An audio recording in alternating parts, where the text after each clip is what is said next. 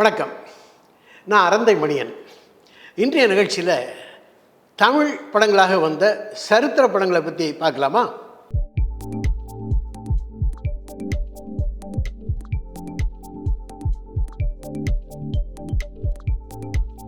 இந்த வீடியோவை உங்களுக்கு வழங்குபவர்கள் Paces Pay, secure digital payments with multiple features and great success rate. அதாவது புராண படங்கள், சமூக படங்கள் போல சரித்திர படங்கள் என்பதும் ஒரு முக்கியமான ஜானர் ஆகும். உலகத்தின் பல்வேறு மொழிகளிலையும் சரித்திர படங்கள் வெளிவந்திருக்கின்றன. அந்த வகையில் தமிழில் வெளிவந்த முதல் சரித்திர படம் என்றால் அது 1936 வெளிவந்த ராஜா தேசிங்கு என்பதாகும். அந்த படத்தில் டி.கே. சுந்தரப்பா, வி.எஸ். மணி ஆகியோர் நடித்திருந்தாங்க. ராஜா சந்திரசேகர் இயக்கியிருந்தார். செஞ்சிக்கோட்டையை ஆண்ட தேஜ் சிங் என்ற மராத்திய வம்சாவளி சிற்றரசரின் கதை தான் ராஜா தேசிங்கு.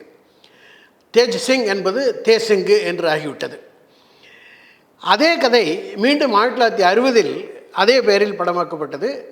டி.ஆர். ரகுநாத் அவர்கள் இயக்கத்தில் எம்ஜிஆர் 2 வேடத்துலேயும் எஸ்.எஸ். ராஜேந்திரன், பத்மினி, பி. பானுமதி ஆகியோரும் நடித்திருந்தாங்க. 1942 பிருத்திவிராஜன் என்ற படம் வெளிவந்தது.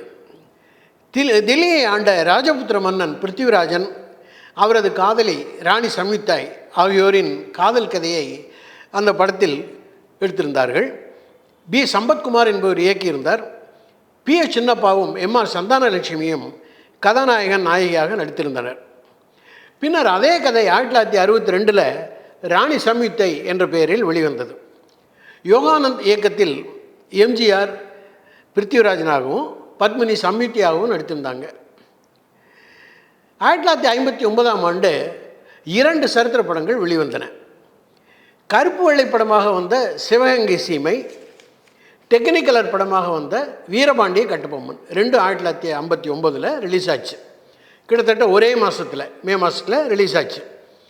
கவியரசு கண்ணதாசன் கதை வசனம் பாடல்கள் எழுத கே. சங்கர் இயக்கிய சிவகங்கை சீமையில் எஸ்.எஸ். ராஜேந்திரன், குமாரி கமலா, டி.கே. பகவதி, எம்.என். ராஜம் ஆகியோர் நடிச்சிருந்தாங்க.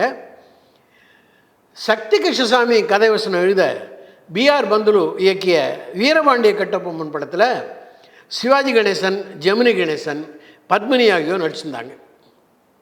எகிப்து நாட்டு தலைநகர் கெய்ரோ என்ற இடத்துல ஒரு சர்வதேச பட விழா 1960 நடந்தது. அந்த பட விழாவில் சிறந்த நடிகராக நடிகர் திலகம் சிவாஜி கணேசனும் சிறந்த இசையமைப்பாளர் ஜி. ராமநாதன் அவர்களும் இந்த வீரபாண்டிய கட்டபொம்மன் படத்துக்காக தேர்ந்தெடுக்கப்பட்டார்கள். பெரும்பகுதி உண்மை வரலாற்று அடிப்படையில் தொழில்நுட்ப ரீதியாக சிறப்பாகவும் எடுக்கப்பட்டிருந்தாலும் கூட சிவகங்கை சீமை என்ற அந்த படம் கருப்பு வெள்ளையில் எடுக்கப்பட்டதாலும், கட்டபொம்மன் படம் டெக்னிக்கலரில் சிவாஜி கணேசன் நடிக்க எடுக்கப்பட்டிருந்தாலும் சிவகங்கை சீமை அந்த அளவுக்கு வெற்றி பெறவில்லை, பரிசுகள் எதையும் பெறவில்லை. 1960 மேலும் 2 சரித்திர படங்கள் வெளிவந்தன. ஜூன் மாதத்தில் கல்கி எழுதின பார்த்திபன் கனவு அப்படிங்கிற ஒரு படம் வந்தது.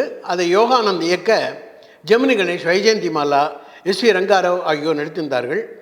பிரபல ஓவியர் மணியம் அதற்கு பல அருமையான ஓவியங்களை வரைந்ததுடன் சிற்பங்களையும் செதுக்க ஏற்பாடு செய்து அருமையான ஆர்ட் டைரக்ஷன் பண்ணியிருந்தார். பாடல்களும் ரொம்ப பிரமாதமாக இருந்தது, பிரம்மாண்டமாக தயாரிச்சிருந்தாங்க. ஆனாலும் அந்த படம் அவ்வளோவா வெற்றி பெறலை. என்ன காரணம்னா, அது கருப்பு வெள்ளையில் எடுத்தது ஒன்று. ரெண்டாவது, முதல் 10 நிமிஷத்துலேயே அந்த படத்தினுடைய சஸ்பென்ஸ், அதாவது அந்த சிவனடியார் யார் அப்படிங்கிறது தான் அந்த கதையில் முக்கியமான ஒரு சஸ்பென்ஸ். அது யாருங்கிறது சீக்கிரமாகவே தெரிஞ்சு போயிடுது ஆடியன்ஸுக்கு. இந்த 2 காரணங்கள்னால அந்த படம் வெற்றி பெறலை அப்படின்னு சொல்லலாம். கவியரசு கண்ணதாசன் எழுதிய ஆட்டனத்தி ஆதிமந்தி என்ற இசை காவியம் மன்னாதி மன்னன் என்ற பெயரில் 1960 அக்டோபர் ரிலீஸ் ஆனது. எம்ஜிஆர், அஞ்சலி தேவி ஆகியோர் நடித்திருந்தார்கள். சிறந்த நடனமணியாக அதில் பத்மினியும் நடித்திருந்தார். அந்த படத்தில் பத்மினிக்கும் எம்ஜிஆருக்கும் ஒரு நடன போட்டி கூட உண்டு. அது வெற்றி பெற்ற படமாக இருந்தது. 1961 வெளிவந்த கப்பலோட்டிய தமிழன் மிக முக்கியமான வரலாற்று படம் என்று சொல்லலாம். அப்படத்தில் கப்பலோட்டிய தமிழனாகிய வ.உ. சிதம்பரம் பிள்ளையின் தனிப்பட்ட வாழ்க்கை வரலாற்றுடன் இந்திய சுதந்திர போர் வரலாற்றின் ஒரு முக்கிய பகுதியையும் அதிலே விவரித்திருந்தார்கள். சிவாஜி கணேசன் வ.உ. சிதம்பரனாக அப்படியே வாழ்ந்திருந்தார். மற்றும் ஜெமினி கணேசன், சாவித்திரி ஆகியோருடன் எஸ்.வி. சுப்பையா, மகாகவி பாரதியாராக மிக சிறப்பாக நடித்திருந்தார். பி.ஆர். பந்துலு தயாரித்து இயக்கியிருந்தார். 1973 தமிழ் திரை வரலாற்றில் முதல் சினிமாஸ்கோப் படம் ராஜராஜ சோழன் வந்தது. உமாபதி அவர்கள் தயாரித்து ஏ.பி. நாகராஜன் அவர்கள் இயக்கியிருந்தார்கள். அந்த படத்தில் சிவாஜி கணேசன், எம்.என். நம்பியார், முத்துராமன், லக்ஷ்மி ஆகியோர் நடிச்சிருந்தாலும், ஏ.பி. நாகராஜனே இயக்கியிருந்தாலும் ஏதோ மேடை நாடகத்தை பார்த்தது போல் இருந்ததை தவிர ஒரு சினிமாஸ்கோப் படத்தில் இருக்கக்கூடிய அந்த கம்பீரம், அந்த ஒரு பிரம்மாண்டம் அதில் கிடைக்கவில்லை. அதனால் அது அவ்வளோ தூரம் வெற்றி பெறவில்லை என்று தான் சொல்ல வேண்டும். பிரபல எழுத்தாளர் அகிலன் எழுதிய கயல்விழி என்ற புதினம் மதுரை மீட்ட சுந்தரபாண்டியன் என்ற பெயரில் 1978 வெளிவந்தது. எம்ஜிஆர் நடித்த கடைசி படம் அது. அந்த படத்தை நடித்து முடித்துவிட்டு தான் அவர் முதலமைச்சராக பதவியேற்றுக் கொண்டார். அதை பா. நீலகண்டன் இயக்க லதா, பத்மபிரியா ஆகியோர் நடித்திருந்தார்கள். பிரம்மாண்டமாக தயாரிக்கப்பட்டிருந்தது. கல்கி எழுதிய மற்றொரு பிரபலமான புதினம் பொன்னியின் செல்வன் அண்மையில் 2 பாகங்களாக வெளிவந்து மிகுந்த வரவேற்பை பெற்றது. வர்த்தக ரீதியாகவும் சரி, விமர்சன ரீதியாகவும் இயக்குனர் மணிரத்னத்துக்கு மிகவும் புகழ் கொடுத்த ஒரு படங்களாக அந்த பொன்னியின் செல்வன் பாகம் 1, பாகம் 2 இரண்டுமே அமைந்திருந்தன. ஏராளமான நடிகை நடித்திருந்தார்கள். வெளிப்புற காட்சிகள், கடல் நடுவில் கப்பல், அதில் போர்க்காட்சிகள், ஏராளமான கோட்டைகள், அரண்மனைகள் அப்படின்னு தொழில்நுட்ப ரீதியாக மிக சிறப்பான படங்களாக அந்த 2 பாகங்கள் அமைந்திருந்தன. இதற்கு முன்னர் இப்படி ஒரு பிரம்மாண்டமான படம் தமிழில் வெளிவந்ததில்லை என்ற பெயர் அந்த 2 படங்களுக்கும் கிடைத்தது.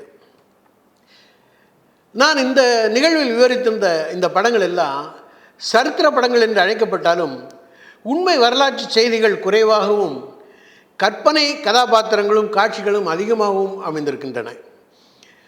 ஏன்னா உண்மை வரலாற்று அப்படியே எடுத்தால் டாக்குமெண்ட்ரி விவரணப்படம் போல் அமைந்து படும். அதனால் எப்போவுமே உண்மை வரலாற்றை புதினமாக எழுதும் ஆசிரியர்களும் சரி, திரைப்பட இயக்குநர்களும் சரி, அதை நடந்த வரலாற்றை அப்படியே எடுக்காமல் சற்று கற்பனை கலந்து அதுக்கு சிறப்பு சேர்ப்பார்கள். அதனால் இது இங்கே மட்டும் இல்லை, பல நாட்டு படங்கள்லேயும் சரித்திர படங்கள்லாம் இப்படி தான் அமைஞ்சிருக்கின்றன. இந்த வீடியோ உங்களுக்கு பிடிச்சிருந்தா லைக் பண்ணுங்க, ஷேர் பண்ணுங்க, கமெண்ட் பண்ணுங்க. மறக்காம OH தமிழ் சேனலுக்கு சப்ஸ்கிரைப் பண்ணுங்க.